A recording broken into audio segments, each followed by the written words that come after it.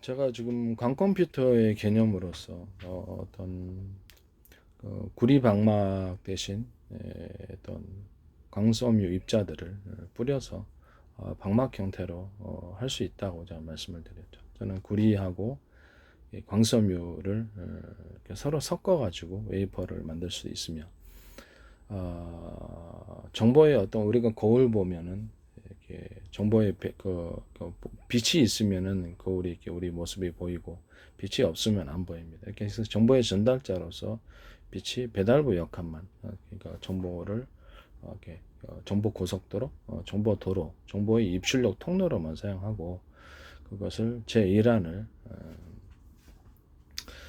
끝까지 갔다가 전기적인 방식으로 쓰고 그러니까 기록한다는 거죠. 쓰고 저장하고 읽고 지우고, 이거는 이제 전기적인 부분으로 하고, 두 번째 안은 빛으로 그냥 이렇게 해서 쓰고 그것을 저장하고 읽고, 이까지는 가능하고, 지우기만 정기적인 부분으로 하면 발열 문제가 상대적으로 줄어들 것이다.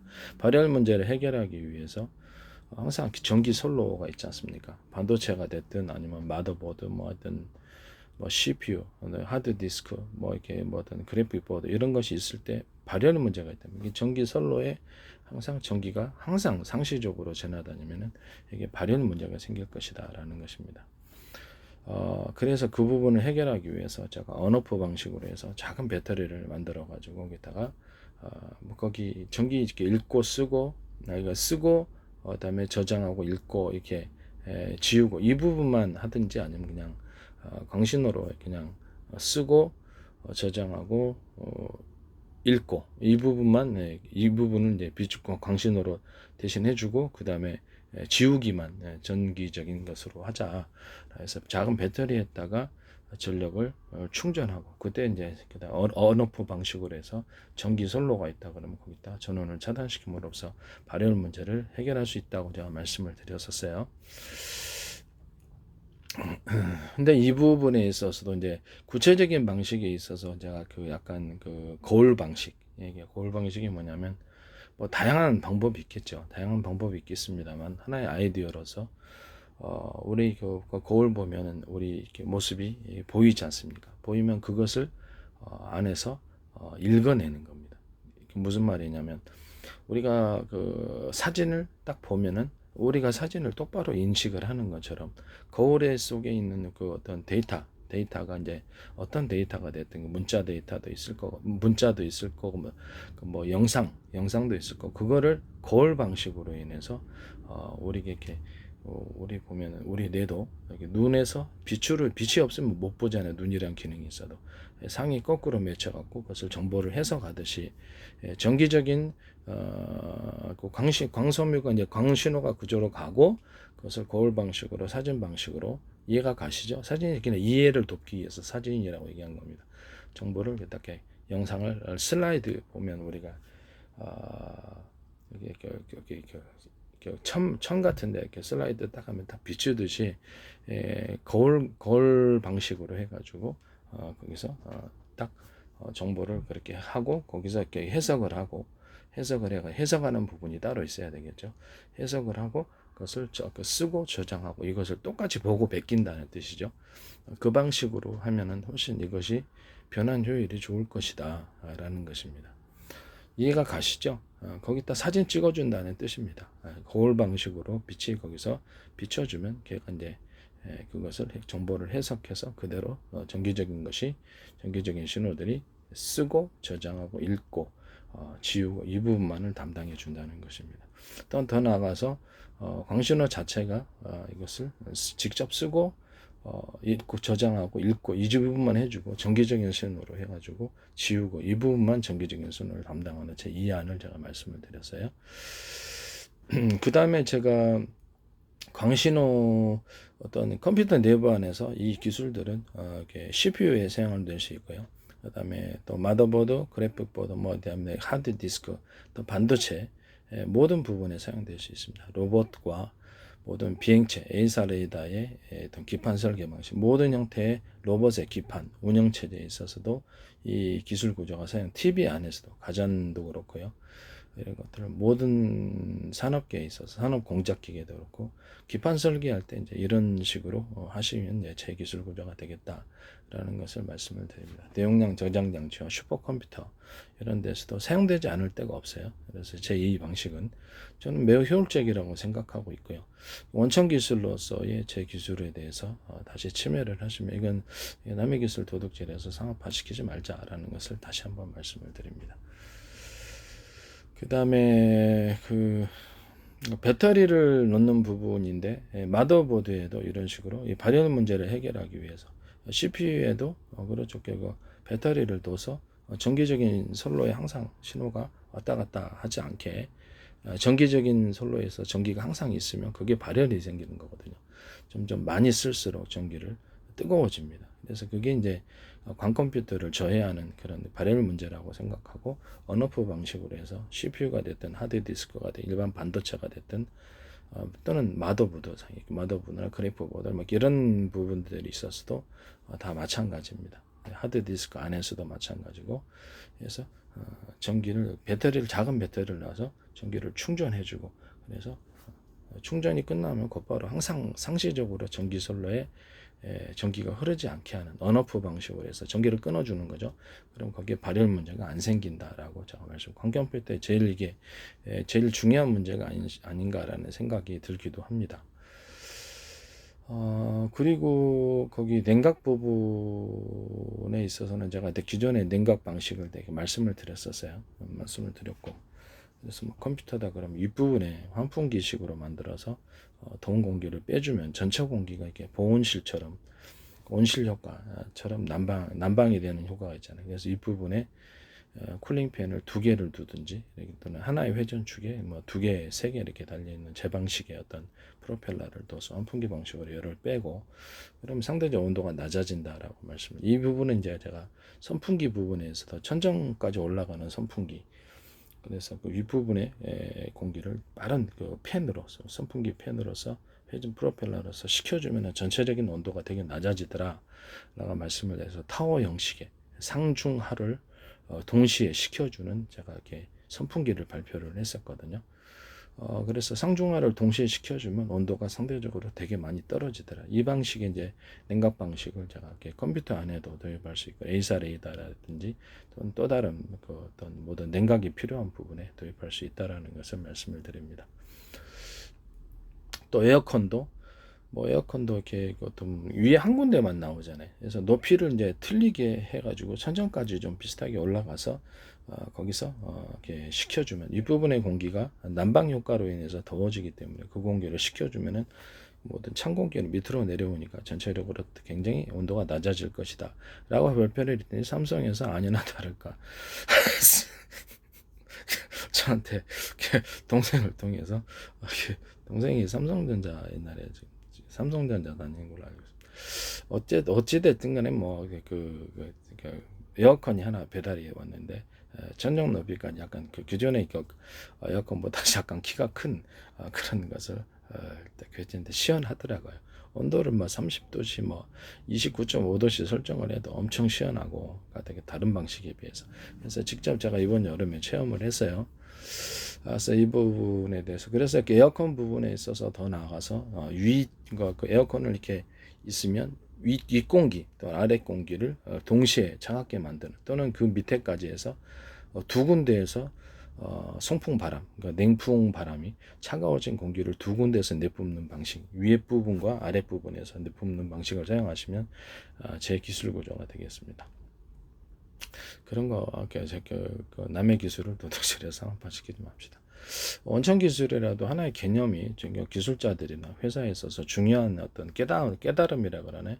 악기에서 획기적인 기술 진전을 이루거나 획기적인 제품이 나올 수 있는 토대가 된다는 점에서 원천 기술이 제가 보기에는 원천 기술도 이게 확실하게 마음대로 무단으로 갖다 쓸 수 있는 그런 것은 아니다라는 것을 다시 누가 가르쳐 주면 쉬운 거죠. 누가 연구해 가지고 그것을 가르쳐 주면 뭐 회사에서는 기술자도 오늘 만들면 이게 확실히 제품이 틀리다라는 것을 알게 되거든요. 이 부분을 말씀을 드립니다. 그다음에 냉각 방식에 있어서 어떤 뭐냐면은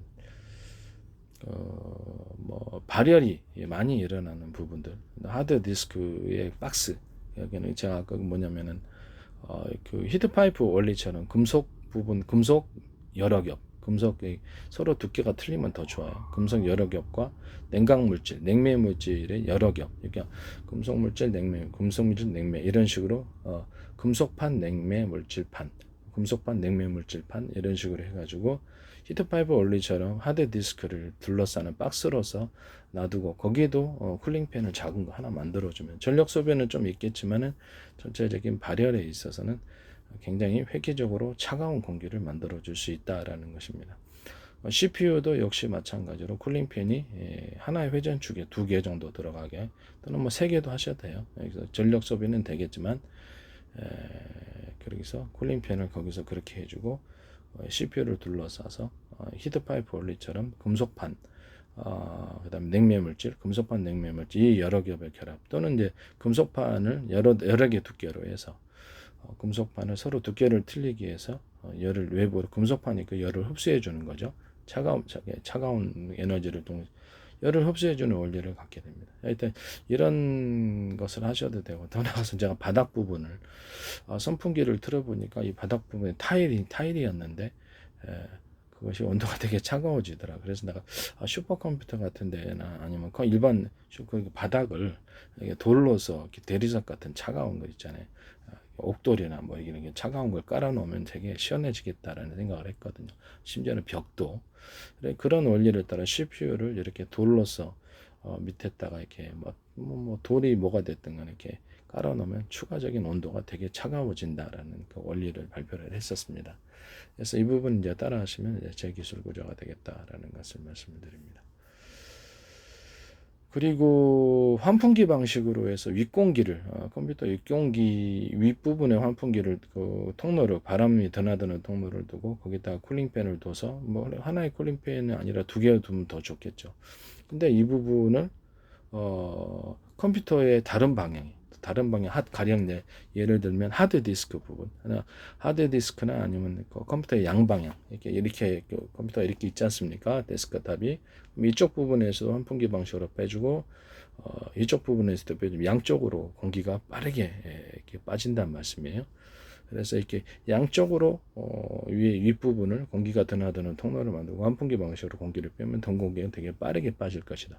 하드 디스크 있는 쪽의 방향으로 그쪽에도 윗부분에 그 공기 통로를 두고 환풍기 방식으로 빼주면 하드 디스크 있는 쪽의 열도 쉽게 빠질 것이다. 양쪽과 환풍구를 2군데 두는 거죠. 2군데나 3군데 또는 그 이상도 상관없습니다만은 그런 식으로 하면 열기가 안에 가둬주지 않고 전체적인 온도를 다운시킬 수 있을 거라는 거죠. 또는 뭐 쿨링팬을 상중하 선풍기처럼 이렇게 해서 하셔도 된다라는 것을 말씀을 드립니다.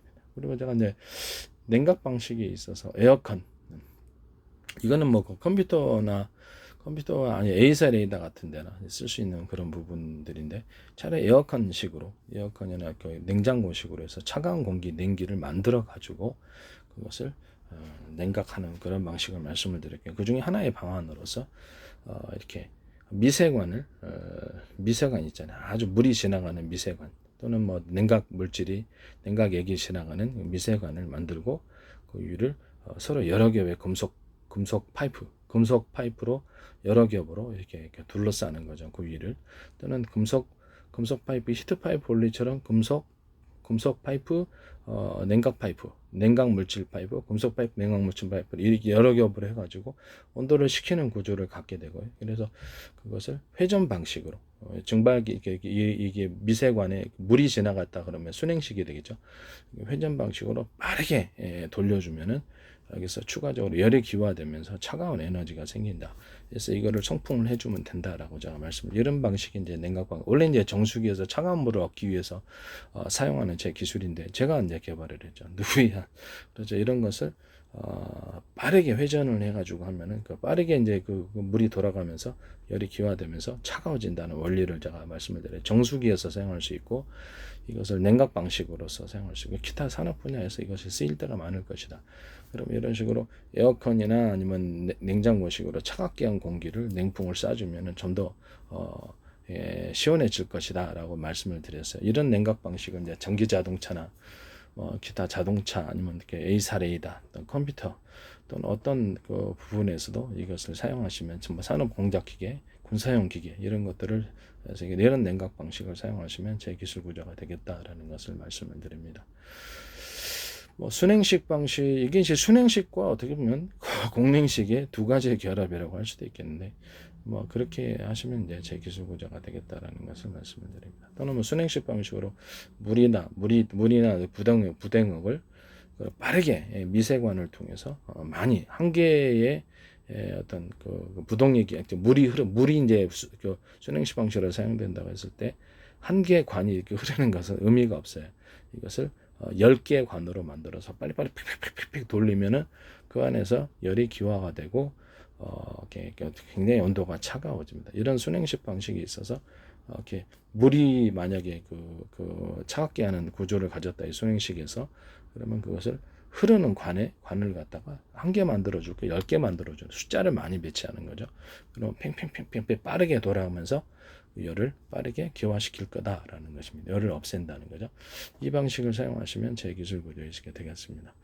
A사레이드나 자동차나 비행체에 있어서 윗부분에 환풍구를 놓고 환풍기 방식으로 해서 열을 외부로 빼는 이런 방식도 같이 동원될 수 있다라는 것을 말씀을 드립니다. 열을 외부로 빼되 여러 군데로 강제적으로 흡입을 해가지고 장난이죠. 네, 이렇게 열을 강제적으로 빠르게 흡입해서 여러 군데 통로로 열을 분산시켜서 그렇게 내보내는 그런 통로를 여러 개 해서 이렇게 하시는 방식도 있고요. 또는 외부의 공기를 빨아들이기 위해서 압축 공기에서 제가 사용했던 기술인데 압축 공기를 이렇게 비행체 전면에 싸가지고 한 겹, 두 겹, 세 겹, 네 겹, 다섯 개 이렇게 싸가지고 어떤 공기의 마찰열로부터 비행체를 보호하는 기술로서 사용된 거거든요. 그래서 이런 부분들을 제가 말씀을 드렸었죠. 그래서 그 방식을 압축 공기를 형성할 때 하나의 통로가 아니라 여러 군데 통로에서 공기를 빨아들여서 그거를 쏴주는 방식의 이런 냉각 방식도 있을 수 있다라는 것입니다. 여러 군데에서 쏴주면 공기가 그렇죠. 이렇게 좁은 공기의 관을 통과를 하게 되면 그 안에 어떤 빠르게 공기를 유속을 빠르게 하기 위해서 공기의 유속을 빠르게 하기 위해서 스크류 나선 회전 구조 이것을 주면은 공기를 빨아들이는 측면에서 약간 환풍기가 나팔식으로 이렇게 공기가 넓어야 되겠고요. 안에서는 스크류 나사의 회전 구조를 주는 거예요. 그러면 나사의 회전 간격이 윗부분 공기 빨아들이는 부분은 넓고 그 다음에 중간 정도 그 다음에 맨 마지막 부분은 촘촘히 해서 유속을 빠르게 해줄 수 있습니다. 그래서 이렇게 해서 차갑게 더 만들어 줄 수 있다라는 것을 말씀을 드리겠습니다. 남의 기술을 도둑질해서 상업화시키지 마시기를 바랍니다. 이렇게 해서 광컴퓨터에 있어서 이 발열의 문제는 굉장히 중요하기 때문에 정보의 손실이 있잖아요. 그래서 안정적인 어떤 컴퓨터가 될 수 있든지 안정적인 컴퓨터가 될 수 없든지 이 부분이기 때문에 그래서 이런 냉각 방식 이것도 굉장히 중요한 부분이 아닌가라고 생각을 하게 됩니다. 남의 기술을 도둑질해서 상업화시키지 맙시다.